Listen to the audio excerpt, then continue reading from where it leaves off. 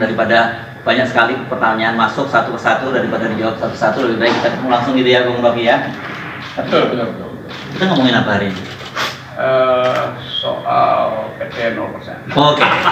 Jadi kita ngomongin hari ini soal PT 0% ya. Silakan Bung Rocky untuk menjelaskan soal PT 0% itu. Semuanya dimulai dari soal PT 0%. Yes. Mic-nya harus mepet. Kita selalu berupaya untuk mendudukkan masalah di dalam konteks yang paling purba, konteks yang paling awal, yaitu kegagalan negara untuk menghidupkan percakapan politik. Kegagalan yang disebabkan oleh berbagai macam ambisi yang seharusnya dikanalisasi melalui persaingan politik. Tapi karena persaingan politik ditutup oleh soal-soal persyaratan 0% segala macam itu, maka dia cari kanal tuh. Jadi itu konteks besarnya tuh kira-kira tuh.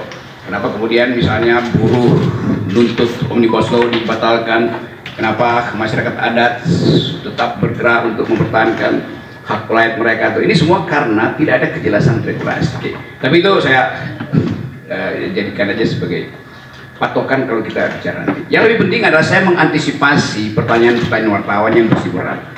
Jadi itu intinya tuh. Saya mulai dengan satu kesan pribadi saya.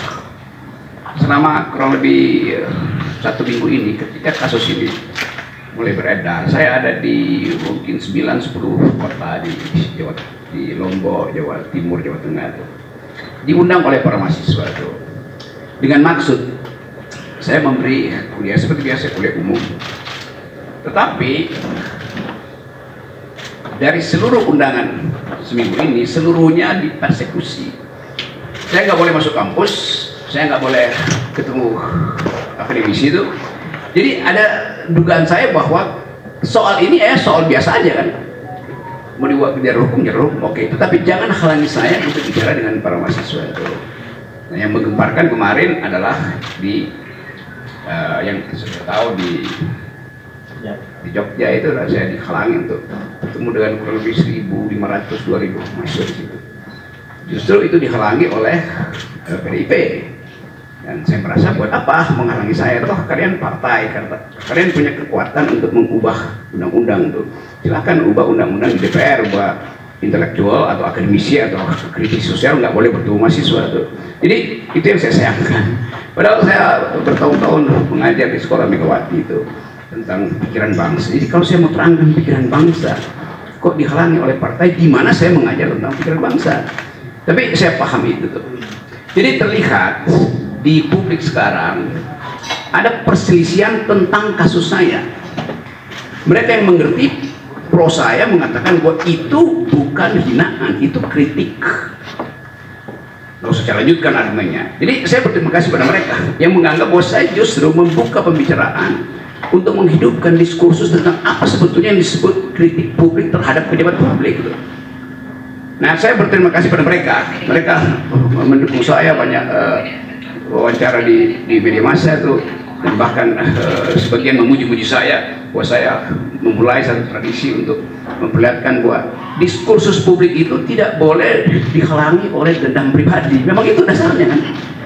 Jadi sekali lagi itu poinnya. Tetapi saya mengerti bahwa kasus ini kemudian membuka perselisihan di publik antara yang pro dan kontra.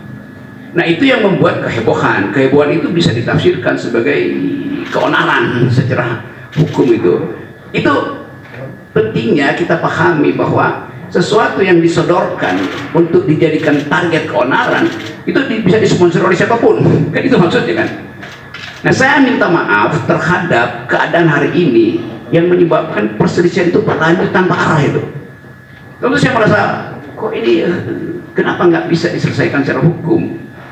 Jadi sekali lagi saya menyesalkan bahwa persoalan hukum yang dari awal saya katakan ini adalah kritik saya terhadap Presiden Jokowi yang saya ucapkan dengan sangat tajam, dan biasanya saya lakukan itu di mana-mana tuh.